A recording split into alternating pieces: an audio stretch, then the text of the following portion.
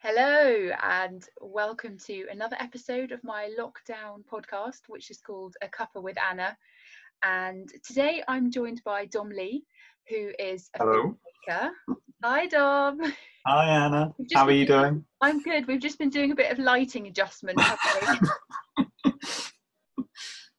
Yes. You have no idea how long it took us to be able to actually see Dom's face. There was light coming in from the background, but we're happy now, aren't we?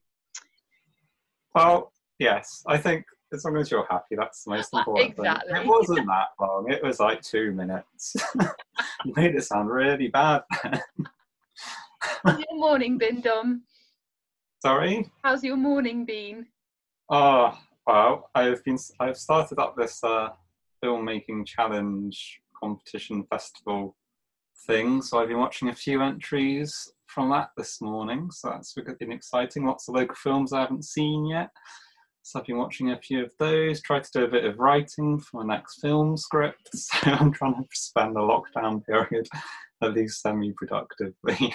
Sounds like a very productive morning. By some standards, yes. They're not always that productive. I'm not going to lie. So let's kind of go back to the beginning. Do you remember when you first developed an interest in filmmaking, and tell us a bit about that? Well, I always sort of the first bits of filming I probably did like family holiday videos, that kind of thing, and just editing those together. So it's like very basic stuff. A lot of it is maybe just taking pictures rather than even like moving images. But I guess it's just that sense of editing and sort of achieving a little family video, even if they're only a few minutes long, was quite nice.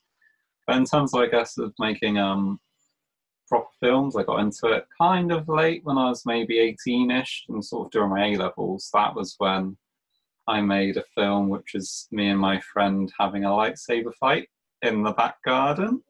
So that was sort of the first time I storyboarded something. There was a vague script in mind. I had sort of like a vague shot list. And that's kind of the first proper film I made. But what got me really interested in deciding I want to make films myself was watching Lord of the Rings and sort of the way those films were made. And they just looked quite fun and sort of the spirit they were made in. The making of DVDs were just really good. And I thought that looked like a really fun thing to be a part of. Because leading up to that point, I thought like graphic design was probably more going to be my kind of thing, which I still do bits of, but yeah, filmmaking's definitely taken over now. Mm-hmm. I see you've got loads of films in the background there. That is all my film collection, yes. And there's lots. There's lots going on. I do like a good DVD rather than Netflix and stuff. I don't know, there's something quite satisfying about having a box or something. Yeah, maybe I'm just quite old-fashioned, but something you can actually touch, isn't it? It is, rather than just a streaming button that you click. No, I do like having DVDs and Blu-rays and stuff. So obviously you've made quite a few films, and I've watched quite a few of them. Yeah, which are quite a few. Yeah, which are all brilliant. But I wouldn't say that, but thank you. Of course you wouldn't. You're a perfectionist filmmaker.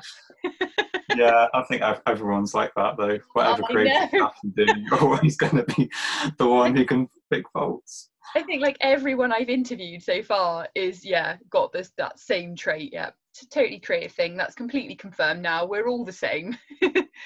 That very true. Tell me a little bit about a particular film that you've made that really stands out to you. I'd probably say Fort Box, which was filmed during 2016 because it's probably the most ambitious, crazy idea I've ever had. Which was, the basic plot is there's a 10-year-old kid whose mum is dying from cancer and she has to dream of building a cardboard box fort. And we built this cardboard box fort for real out of 3,000 boxes in a park in Crediton. And it was just one of those things where you have this idea, yeah, that'd be fun just to build a big fort with lots of cardboard boxes. But then it's the step of having the idea and then actually going out and making it a reality. So I guess I was quite happy with, or kind of proud that I actually did achieve it. And it did actually happen. and sort of organised. We had the event. We had like 250 people coming on to help build the fort, and it's kind of quite a nice community day, so, which is part of the major day of that film. So that's probably the one that really does stand out at the moment, but hopefully there'll be more to come in the future. And where can people find your films, Dom, if they want to have a nose? So probably the easiest place is my website, which is domlee.co.uk. Fortbox is on there, and I think all of my other recent film efforts are on there as well. There's loads of other stuff that I've edited or done the sound design for as well on there, a couple of music videos I've been involved with. So there's quite a wide variety of my work on there if you wanted to check it out. I highly recommend watching Fort Box, because I know when I first watched it I cried. It's such a moving little short film. It's so beautiful. So tell us a little bit about your process of when you come up with ideas and different things. Do you have a certain way that you work when you're building ideas for a film? Not necessarily. It's just, I guess, most of the best ideas just happen organically when you're not massively thinking about them. They just stroll into your mind. I think Fort Box was just one I came up with. The basic starting point was I want to make a film about childhood, and then that got me thinking about my own childhood and the kind of stuff I did. And it was like I did like making cardboard models or playing with Lego, sort of more constructive things rather than necessarily playing a lot of time on a PlayStation or something. So it's kind of trying to find an idea which channels that. Yeah. And then you sort of start researching online for fun things, and you look up the idea of cardboard models. And I think I stumbled across the idea of a cardboard fort. And you think, wow, that's a really good thing, because it could be very interesting visually. And I've never seen a film where someone's built a cardboard fort before, which is quite a rare thing, trying to find original ideas now. It's really difficult to figure out something which you might not have seen before. So that's roughly how Fortbox came about, or the idea of that. But a lot of the time you do sort of think about your own life and other ideas you can mine from, or stuff you may see in the news which you could put your own twist upon, that kind of thing, I guess. Mm-hmm. And you collaborate a lot with different people and other filmmakers and other creatives. And I sort of really admire you for how much you actually collaborate. So tell me a bit about that and how you find the whole collaboration process. I think collaborating is part of the great joy of filmmaking, is you get to work with lots of different actors or different filmmakers, and actually you sort of tend to, over the years, you sort of meet people in the area that you get on really well with, and you tend to work with them a lot more. But no, I love meeting other filmmakers and like seeing what everyone else is making. It's just, I just really enjoy it. It's a great way to meet new people. And like a lot of my friends are filmmakers or connected to that kind of social kind of thing. So yeah, I think it is good. It is one of the very nice things about filmmaking. The same amount of people you get to meet because of it. There's so many creatives here in Devon, isn't there? Like there's such a massive community. It's when I first started, it was like, oh, there's probably a few filmmakers around, but I don't know, you think, oh, it all happens in London or something, but no, there's loads of filmmakers, and you don't have to look that far to start connecting with people if you really want to. And you inevitably, as soon as you meet one filmmaker, you'll probably meet another before that, and that you'll soon realise there's lots of familiar names you'll recognise and pick up upon. And so you can very quickly, I think, grow quite a big network of filmmakers and people to collaborate with. There's a filmmaker group that you go to, is that called Shooters or something? The brilliant name Shooting People, or Shooters in the Pub, which is on semi-hiatus at the moment, but there is a Facebook group if you search Shooting People Exeter. It's just quite a good way. It's normally every Monday, first Monday of every month at the Picture House in Exeter in the evenings, but obviously it's not going on at the moment. Yeah, and that's obviously when it restarts again, so it's open to actors, yes, filmmakers and all levels. Anyone connected with film, really, just to come along, you have a chat and you get to hear what projects people are working on. Maybe people are just there to chat and just meet people. They may have a specific project they're trying to get going or look for actors for or approve for. And so the Facebook group, what people would also do post in the Facebook group, it's like nearly 1,000 members on there now, I think, of just sharing work or posting casting calls and stuff. So it's one of the many the many sort of ways you could connect with filmmakers in the area.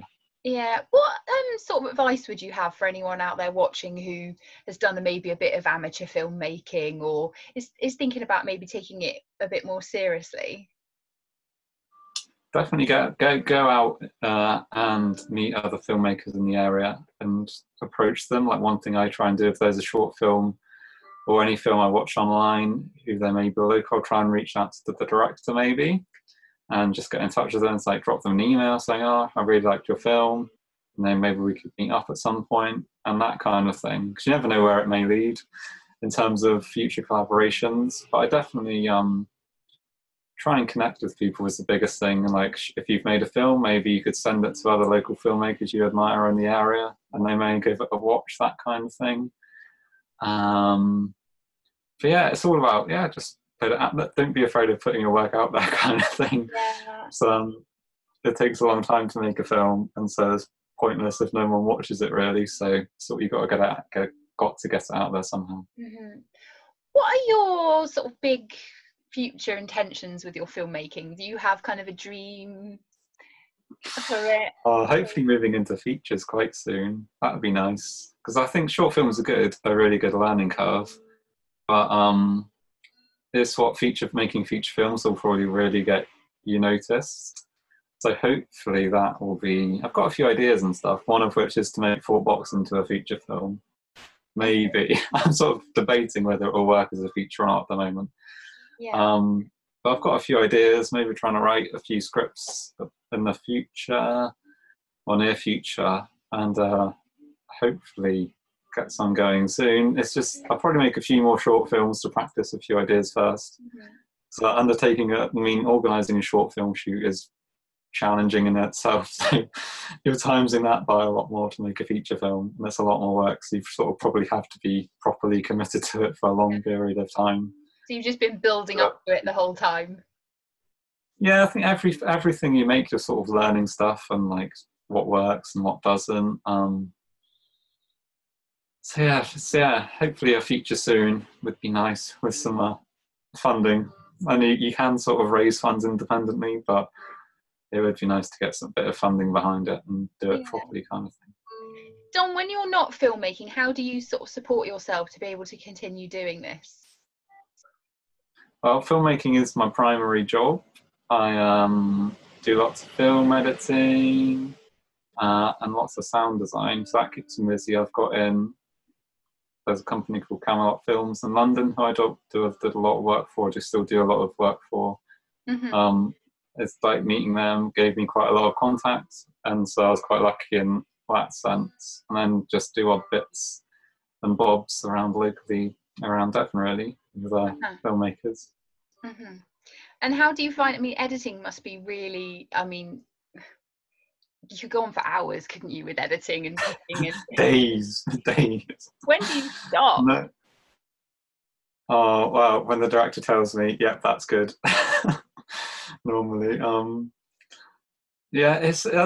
do like editing. It's sort of the chance to properly change whatever you scripted. There's still a chance to change it, because inevitably you find bits that don't work maybe as you intended. So part of the fun is to try and figure out ways to make them work, and maybe use footage in different ways so that it wasn't intended to it, and you can create like entirely new scenes. You can cut scenes out, reorder stuff. So it's kind of, it's often described as the final rewrite in the edit. So it's kind of, I enjoy that kind of process, because you're ultimately in charge of what's going to be seen by everyone, and so it's kind of, I do enjoy that. It's a big responsibility, isn't it? I've made some little amateur films, little music ones, and it's just so fun slotting them all together, and it's really fun. It is quite satisfying. It is frustrating when because you kind of like, when something isn't working, but you can't necessarily figure out straight away what the solution is. You sort of need to try everything out. But when you finally do find out something which really works, like, yes, that's amazing. That moment. It is the moment where you sort of have figured it out, which is the best bit. Yeah. What are your sort of biggest challenges, would you say, some of the hurdles that you come up against? With editing or filmmaking in general? Just with sort of being, you know, choosing the path that you've chosen in general. Funding is a big one. Yeah, I'm really lucky that most, like, the crew and cast I've got involved with my films have been willing to do it for very little money, or if at all, or most of the time no money at all, which is, it'd be nice to pay people, but if you were to pay people, you could easily spend tens of thousands of pounds on a film. That's the only downside. That's like probably the biggest challenge, is finding ways to realize your vision on basically no budget. Yeah. And sort of yeah, that is by far one of the biggest challenges. Getting your work out there once it's been made is another big challenge. I mean, as the film festival route, which can be very hit and miss, you can spend a lot of money submitting it to festivals and not really getting in any. So it's figuring out, okay, can I put it on like Vimeo or YouTube? But then you're facing the online battle of trying to get it on social media and get it out there with everything else which is being shared. So it's like pros and cons. Like filmmaking at the moment, it's really accessible because everyone's got phones you can film on, or like really cheap cameras. But because everyone can do that, it means you're also facing a lot more content to try and make your work stand out. So you got to try and really think of ideas which may get a bit of notice, which is easier said than done. Yeah.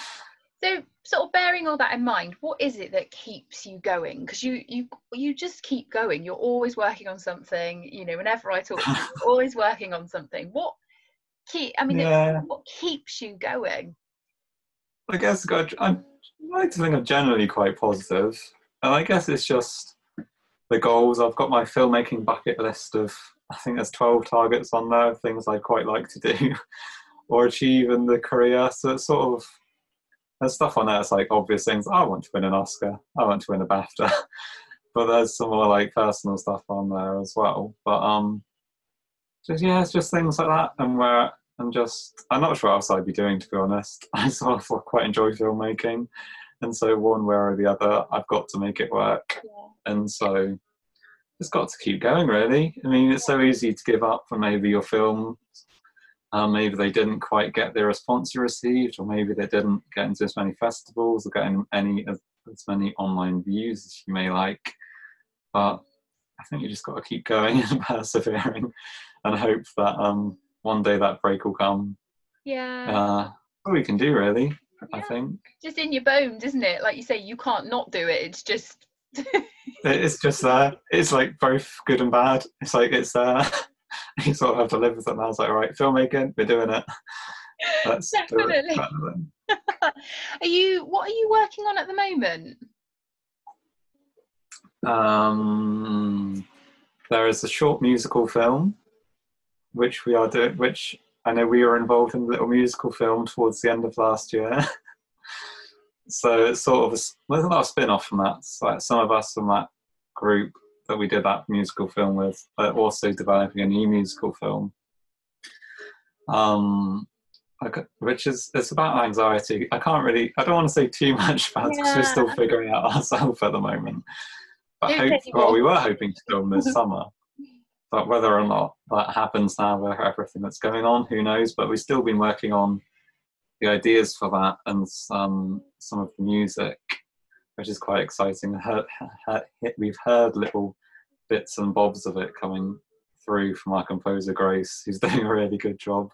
Yeah. And so I think we've ended up in a place where we're roughly happy with the rough story outline now. It's just sort of fleshing it out and figuring it out exactly how we're going to do it, kind of thing.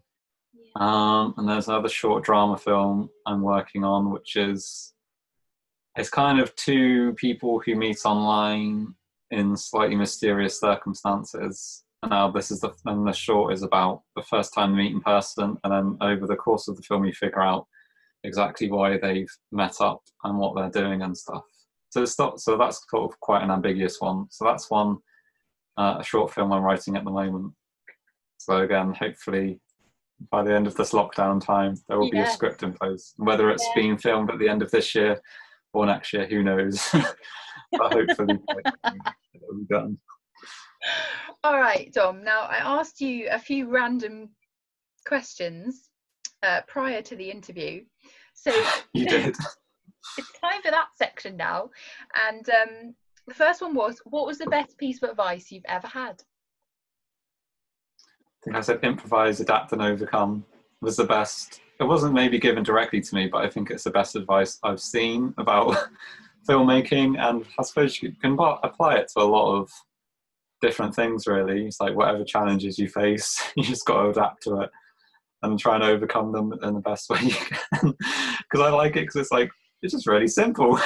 Yeah, I think it's like quite a good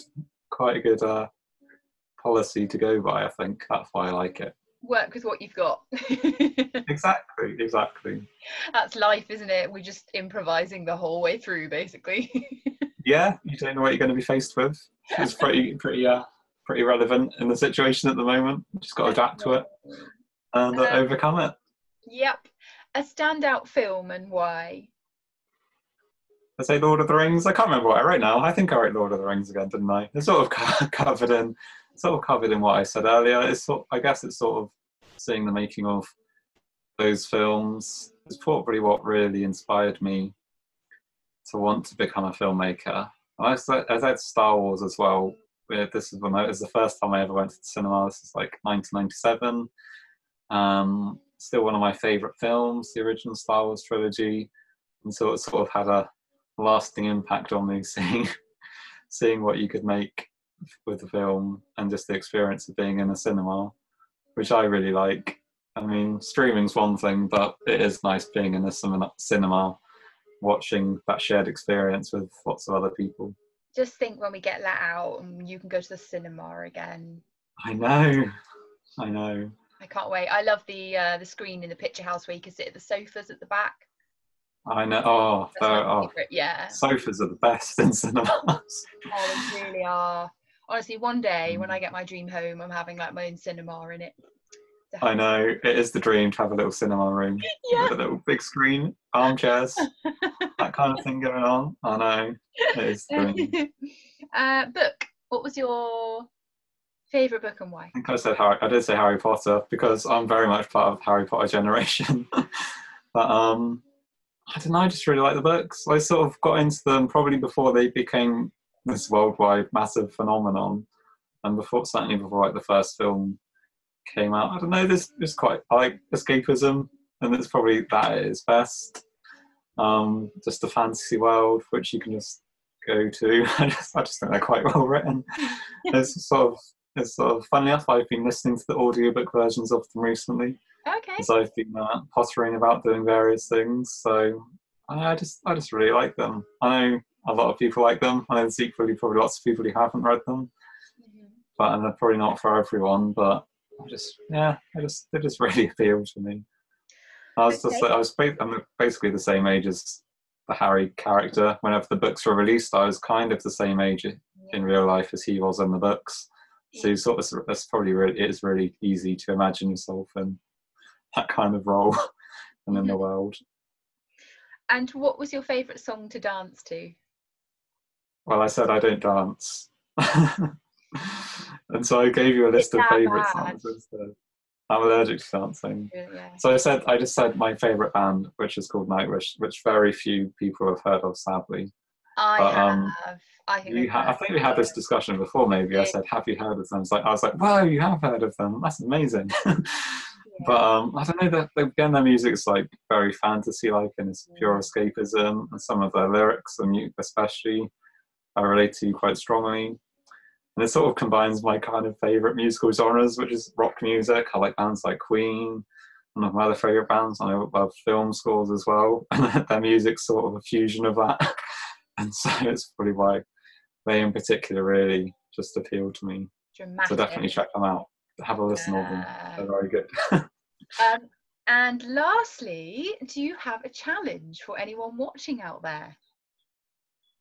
I can't remember if I answered this or not. I feel like I said everyone should try and get creative in whichever way they can, whether that's writing a song or writing a poem, a bit of music. I just think you got to try and do what you can.